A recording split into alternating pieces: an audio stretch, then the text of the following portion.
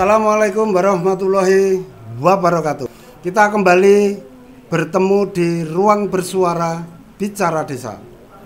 Kali ini kita kehadiran beberapa tamu dari Kabupaten Sleman.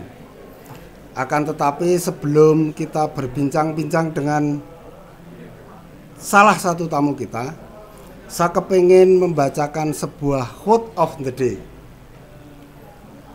Tidak ada jaminan kalau kita sekarang baik akan seterusnya menjadi baik. Tidak ada jaminan pula kalau kita sekarang buruk akan seterusnya menjadi buruk. Kiai Haji Bahaudin Nur Salim atau biasa dikenal dengan Gus Baha. Kali ini kita perkenalkan narasumber kita. Beliau adalah Ibu Sri Ningsih SIP ME.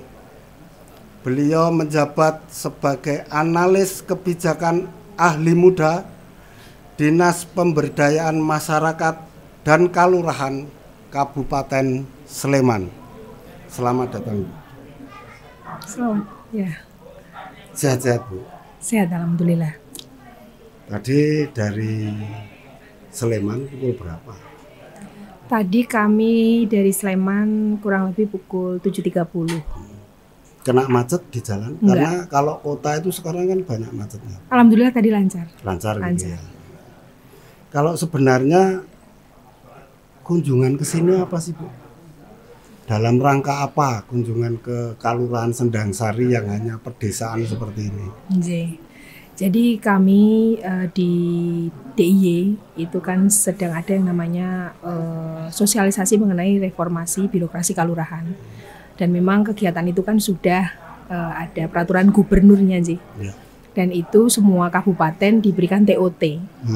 Dan yang diberikan TOT adalah beberapa dinas terkait, termasuk PMD, PMK, Inspektorat, Bapeda, kemudian dari bagian organisasi, bagian pemerintahan, dan juga Kapanewon. Nah, kami masing-masing kabupaten diberikan TOD, pemahaman lebih mendalam bagaimana pelaksanaan nanti reformasi birokrasi kalurahan di kalurahan. Jadi kalau untuk Sleman memang dapat jatahnya kita sowan silang ke Kulon Progo. Kemarin ada beberapa, kalau tidak salah dari Bantul ke Sleman. Jadi di silang injih leres Bapak. Kalau tujuannya sendiri dari reformasi birokrasi kalurahan itu apa? Sebenarnya kalau dilihat dari dua pembagian reformasi birokrasi kalurahan, yang pertama adalah untuk perbaikan tata kelola penyelenggaraan pemerintah kalurahan, dan yang kedua adalah bagaimana desa ini menjadi mandiri dan juga sejahtera melalui reformasi pemberdayaan.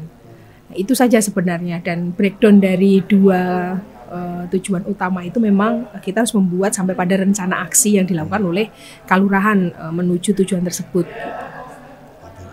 Kalau tadi dari pagi sampai siang itu sudah ada. Nah, apa yang penilaian Ibu dari apa yang sudah dipaparkan pada pagi tadi sampai siang tadi? Kira-kira apa pendapat Ibu? Kami ke Kalurahan Sendangsari ini baru pertama kali ya, Pak.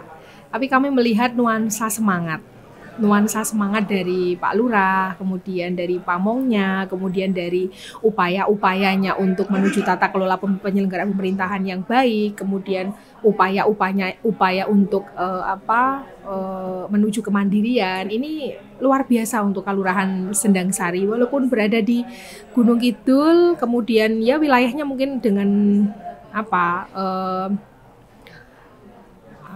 jauh ya dari kota, tetapi nuansa semangatnya bagaimana pemerintah kalurahan ini dibikin supaya tata kelolanya baik, kemudian gimana caranya kita bisa survive di atas kaki sendiri, peningkatan PAD ini tadi kami mendengarkan paparan Pak Lurahnya baik. Nah, ini semoga ya bisa menular ke kalurahan yang lain, karena mau tidak mau dengan setelah Undang-Undang Desa ini, Undang-Undang Desa nomor 6 2014, ini kalurahan tidak boleh tidur ya. harus berlari semua. Bagaimana caranya menuju kemandirian? Harus dinamis. Gitu. Harus dinamis, bagaimana caranya menuju kemandirian? Dan ini ditangkap oleh DIY membuat reformasi birokrasi kelurahan. Ini lebih didetailkan lagi, dan DIY melakukan pendampingan sampai ke sana. DIY, kemudian kabupaten, kemudian Kapanewon dan juga kelurahan ini punya peran strategi semua untuk ke sana.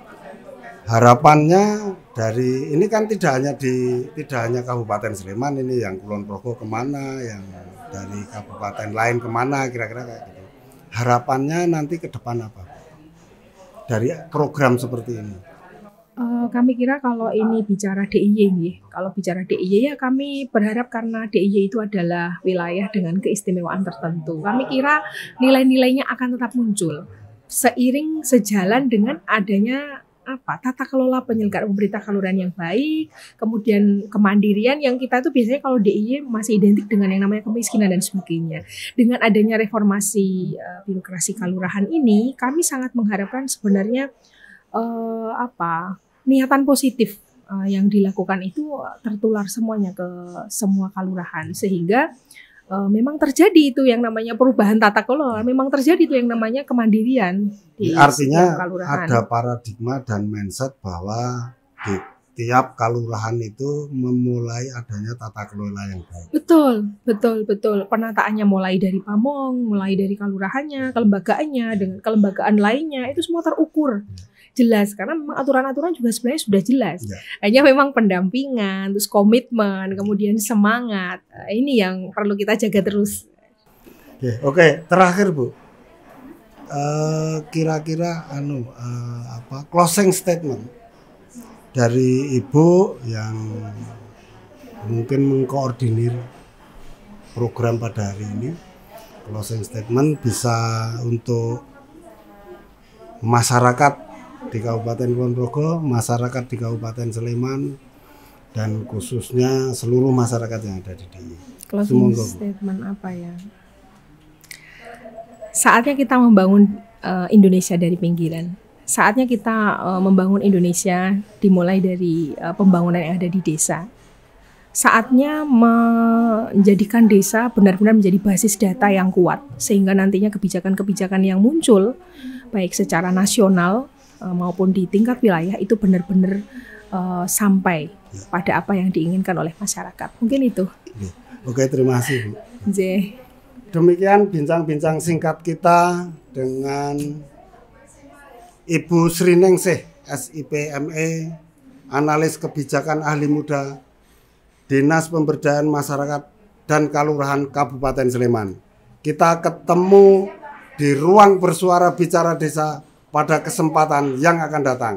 Saya Bisma Barata. Assalamualaikum warahmatullahi wabarakatuh.